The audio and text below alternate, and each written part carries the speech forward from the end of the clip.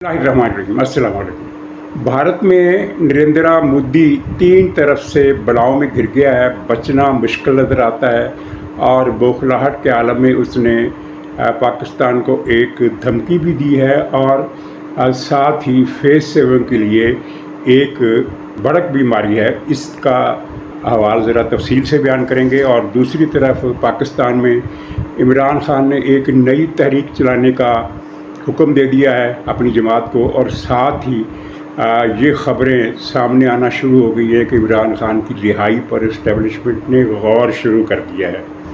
तीसरी खबर गैर मुल्की हवाले से है, यानी हमारे दोस्त मुल्क तुर्की के अंदर एक डेवलपमेंट हुई है जो तुर्की के अवाम के लिए खुशखबरी है, तुर्की हुकूमत के लिए भी, कुर्दों के लिए भी और बाकी उन तमाम मुल्कों के लिए भी जो तुर्की के लिए अपने दिल में नरम जज्बात, अच्छे जज्बात रखते हैं। पूरी दुनिया के लिए, मुसलमानों के लिए ख़ास तौर पर ये एक अच्छी खबर है, तो इसका भी मुख्तसर ज़िक्र करेंगे। और साथ ही इमरान खान के हवाले से कि इमरान खान को कैद करने के पाकिस्तान ने क्या अजीम फ़ायदे हासिल किए, ये उसी इमरान खान की रिहाई वाले मामले के साथ ही इस पर हम बात करेंगे।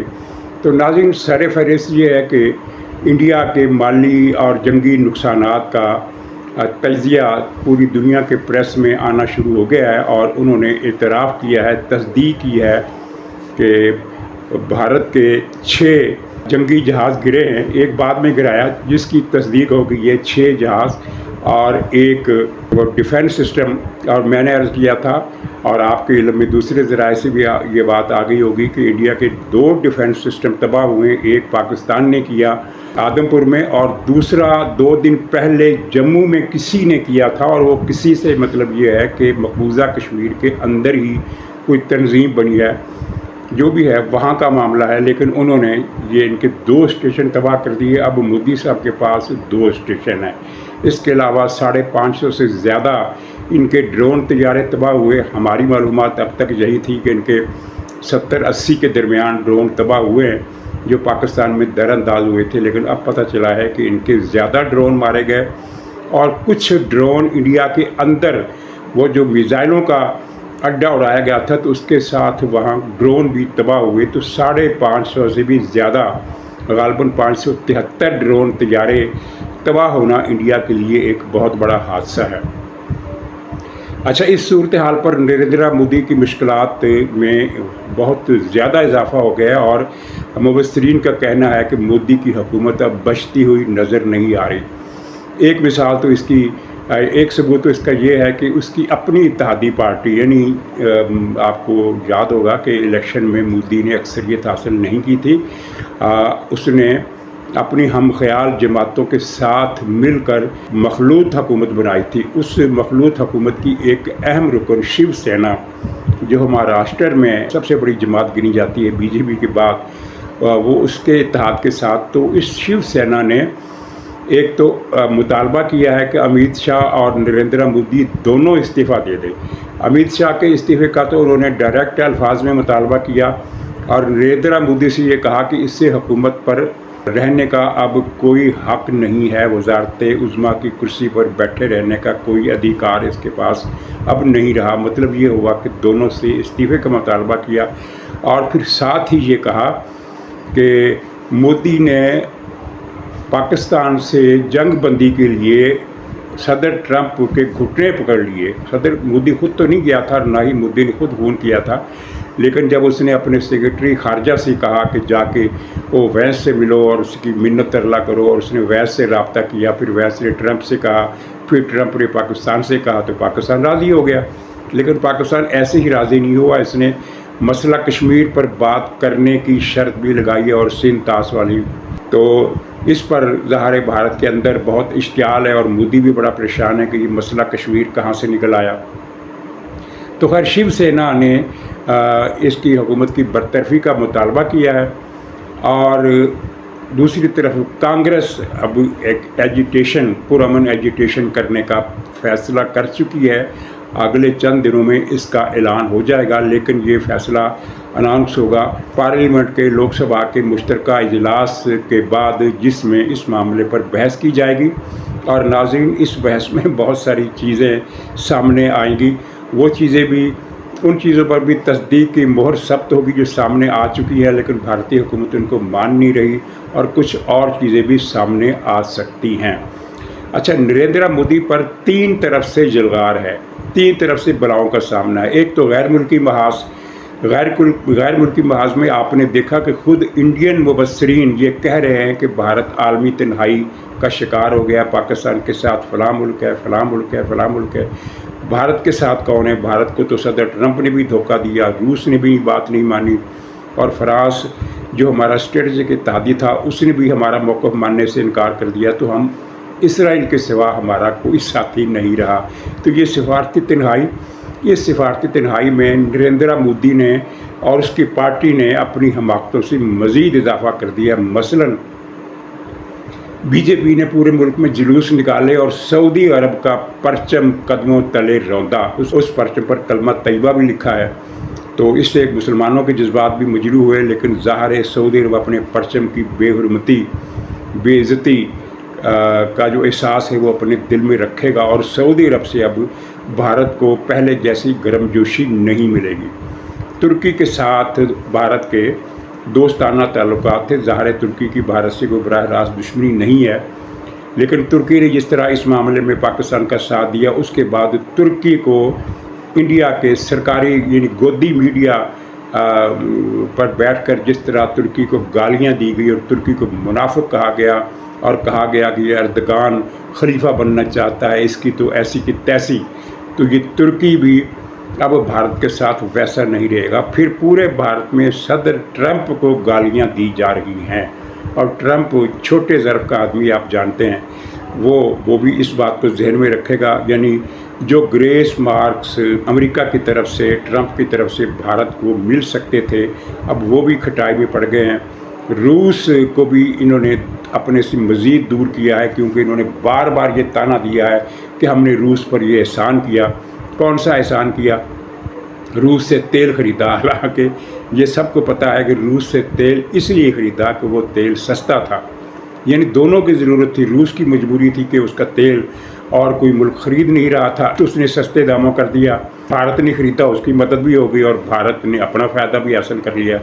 तो गैर मुल्की महाज से इंडिया के लिए अच्छी खबरें नहीं हैं। मोदी का एक बड़ा इमेज दुनिया आलमी सतह पर कायम था, वो इमेज टूट गया है, बूथ इसका शिकस्ता हो गया है, और ये तो आलमी महाज था। और इंडिया के अंदर इस पर 2 तरफ से जलगार है। एक हल्का वो है जो जंगबाज है, जो पाकिस्तान और मुसलमानों के खून का प्यासा है, वो भारतीय मोदी मीडिया के इस प्रोपेगेंडे पर यकीन कर चुका है कि भारत ये जंग जीत चुका था और जीतने वाला था। मज़ीद फतूहात भारत को मिलने वाली थी कि मोदी ने डर के या क्या हुआ, जंग बंदी पर तैयार हो गया। हालांकि जंग बंदी ऐसा हुई नहीं है, वो स्टॉप फायर हुआ है, सीज़ फायर भी नहीं हुआ है। तो वो मोदी को गालियां दे रहा है, बहुत गंदी गंदी गालियां दे रहा है मोदी के ख़िलाफ़। वो भी जुलूस निकाल रहा है कि मोदी ने भारत को बेच डाला, मोदी ने, हिंदुत्व के लीडर ने भारत को बेच डाला। एक हल्का वो है, यानी ये जो मोदी का होम ग्राउंड है, जो मोदी का हल्का इंतखाब है, वो मोदी के ख़िलाफ़ हो गया। और इस हल्के की तरफ से ये इल्ज़ाम भी लगाया जा रहा है कि मोदी को इंटेलिजेंस ने इतला दी थी कि कल पाकिस्तान गुजरात सूबे पर हमला करने वाला है, और अहमदाबाद, बड़ौदा, गांधी नगर और 3-4 शहरों के नाम उन्होंने लिए कि यहाँ पाकिस्तान ने बमबारी करनी है, ये मिसाइल फेंकने हैं। पता नहीं उनकी ये इंटेलिजेंस सही थी या नहीं थी, सही हो भी सकती थी, क्योंकि अगर भारत ने मज़ीद हमला किया होता तो पाकिस्तान ने जवाब देना था, और वो गुजरात का भी सिलेक्शन कर सकता था कि वहाँ भी हमला करे।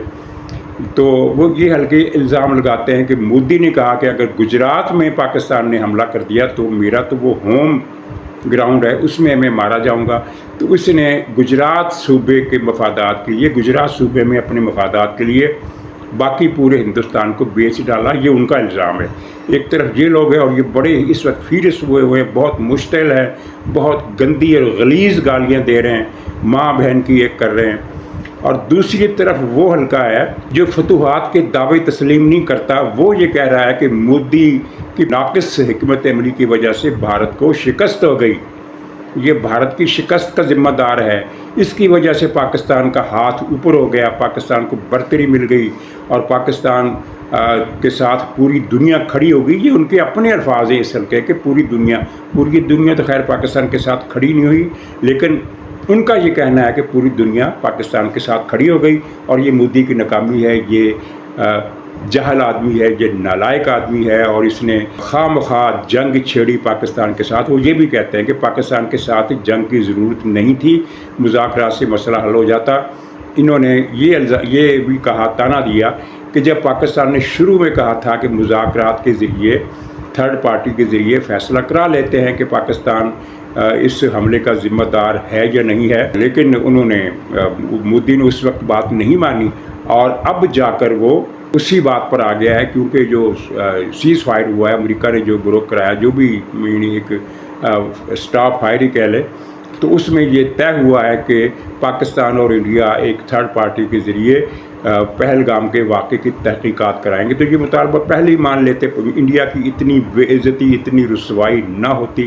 یہ ہو گیا مسئلہ مودی کا، اور مودی کے ساتھ اب جو سب مبصرین کا یہ خیال ہے کہ آنے والے دنوں میں مودی کی حکومت بچتی ہی ہوئی نظر نہیں آتی، اور کہاں وہ بہار میں الیکشن کی فتح اور اس کے بعد اگلے الیکشن میں فتح کی سوچ رہا تھا، اب اس کو لینے کے دینے پڑ گئے ہیں۔ تو یہ ہوا ہے مودی کے ساتھ۔ اچھا، اب پاکستان کی سیاست پر بات کر لیتے ہیں، جہاں عمران خان نے جنید اکبر کو پبلک اکاؤنٹس کمیٹی کے چیئرمین شپ سے ہٹنے کا حکم دے دیا، اور عمر ایوب کو کہا ہے، وہی مشہور بدنام زمانہ دادا صاحب کے بدنام زمانہ پوتا صاحب کو، کہ وہ یہ کمیٹی کی صدارت سنبھالے اور یہ جو جنید اکبر ہے یہ تحریک چلانے کی تیاریاں کرے۔ اچھا، اس میں کچھ لوگ یہ کہہ رہے ہیں کہ تحریک کا تو ایک محض بہانہ ہے، تحریک اس نے کیا چلانی ہے؟ یہ عمران خان جنید اکبر سے ناراض ہو گیا ہے اور اب عمر ایوب کو نوازنا چاہتا ہے۔ ویسے مزے کی بات ہے کہ عمران خان اپنی پارٹی کے عہدے ہو یا سرکاری کمیٹیوں کی رکنیتیں ہو، ہر دوسرے مہینے یہ چہرے بدل دیتا ہے۔ اس کا مطلب ہے کہ اس کے اعتماد کی جو کسوٹی ہے اس پر کوئی بھی لیڈر پورا نہیں اترتا۔ تو خیر، وہ کہہ رہے ہیں کہ یہ تحریک کا بہانہ ہے، اصل میں جنید اکبر کے برے دن آ گئے پارٹی کے اندر، یہ ان لوگوں کا کہنا ہے۔ آنے والے دنوں میں پتہ چل جائے گا۔ جہاں تک تحریک کا معاملہ ہے، تو گنڈا پور کو ہٹا کر پارٹی کی صدارت سے اس نے جنید اکبر کو لگایا، جس کے نتیجے یہ نکلا کہ ثوابی جہاں 15-16 ہزار کا جلسہ ہو جاتا تھا، جب جنید اکبر نے وہاں جلسہ کیا تو 7,000 سے زیادہ آدمی، 6,000 سے زیادہ آدمی نہیں تھے۔ جنید اکبر فیل ہو گیا۔ پنجاب کی قیادت میاں اظہر، وہ تو خیر میاں اظہر کا بیٹا، وہ کچھ کر ہی نہیں رہا تھا، تو اس کو ہٹا کر یہ کسی خاتون کو لگایا، اس کا کیا نام تھا، اس خاتون نے آ کر پنجاب میں پی ٹی آئی کو تانگا پارٹی میں بدل دیا۔ پنجاب میں اس کے آنے کے بعد ہمیں پارٹی کہیں نظر ہی نہیں آتی۔ اور ہاں، میں یہ بھی بتا دوں کہ کراچی میں انہوں نے جلوس نکالا، پی ٹی آئی نے، گورنمنٹ نے ان کو اجازت دے دی، فری ہینڈ دے دیا، کیونکہ انہوں نے کہا تھا کہ ہم انڈیا کے خلاف قومی یکجہتی کے حوالے سے جلوس نکال رہے ہیں، یعنی کوئی پولیس کا خوف نہیں تھا، کوئی رکاوٹیں نہیں تھی۔ تو اس جلوس میں جب اگر پی ٹی آئی کو جو دعوے ہیں کہ عوام کی بڑی اکثریت جلوسوں میں آنا چاہتی ہے لیکن پولیس ان کو مارتی ہے، تو اس مرتبہ تو یہ شکایت دور ہو گئی، لیکن اس کے باوجود ان کے عظیم الشان جلوس میں 1200 سے زیادہ افراد نہیں تھے۔ تو یہ پارٹی کی حالت ہو گئی ہے ان مقامات پر بھی جہاں ان کے یہ دعوے ہیں کہ جہاں تو 99.99 آبادی ہمارے ساتھ ہے۔ دعوے سنیے، مزہ لیجیے اور صورتحال دیکھیے، تحریک تو ان سے کیا چلنی ہے۔ اچھا، اب یہ پھر سے ایک خبروں کا سلسلہ چلا رہے ہیں کہ اعلیٰ سطح پر اسٹیبلشمنٹ نے یہ سوچنا شروع کر دیا ہے کہ عمران خان کو رہا کیا جائے، اور اس کے حق میں دلیل کیا دیتے ہیں کہ فوج نے نوجوان سوشل میڈیا ورکرز کی تعریف کی ہے کہ انہوں نے جذبہ حب الوطنی سے پاکستانی فوج کا ساتھ دیا، پاکستان کا بیانیہ آگے بڑھایا، یعنی نوجوان کا لفظ آیا اور انہوں نے یہ طے کر لیا کہ یہ ہماری بات ہو رہی ہے۔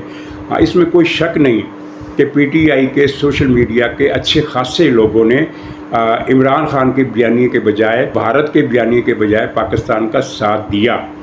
تو یہ ایک جنرلائز قسم کی تعریف تھی، اس میں پی ٹی آئی کہیں بھی نہیں ہے، لیکن یہ خود کو زبردستی اس میں شامل کرنے کی کوشش کر رہے ہیں اور کہتے ہیں کہ چونکہ یہ تعریف ہو گئی ہے لہٰذا اب عمران خان کی رہائی بھی کا ایجنڈا بھی ٹیبل پر آ گیا ہے، رہائی ہونے والی ہے، بلکہ لطیف کھوسہ نے تو پھر पिछले साल की तरह और उससे पिछले साल की तरह तीसरी मरतबा ये ऐलान कर दिया है कि इमरान खान ईद घर पर मनाएगा।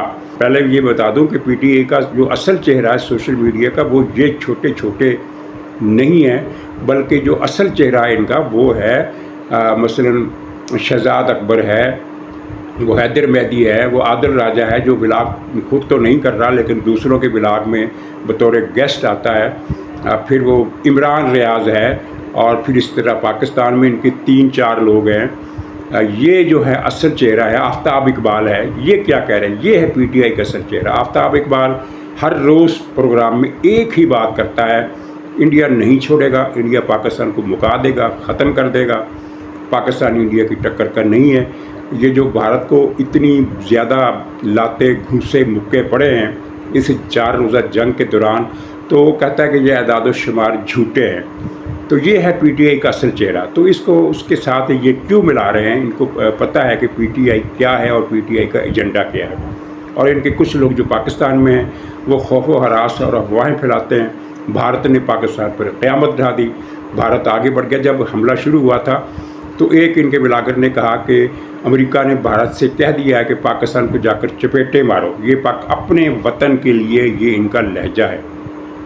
तो खैर अब जब जंग शुरू हुई तो फिर साथ ही इन्होंने ये भी कहा, और एक ने नहीं कहा, इनके लीडरों ने भी कहा, इनके MPs MNAs जो चंद एक है ना लाइमलाइट में जो प्रेस टॉक भी करते हैं, जो टीवी शोज़ में भी आते हैं, और इसके अलावा इनका सोशल मीडिया, इन्होंने एक राग तबातर से अलापा कि अब तो इमरान खान को रिहा करना पड़ेगा वरना ये जंग जीती ही नहीं जा सकती। इमरान खान को निकालना पड़ेगा, वो निकलेगा, वो बाहर आएगा तो पाकिस्तान ये जंग जीतेगा, वरना पाकिस्तान जंग नहीं जीतेगा।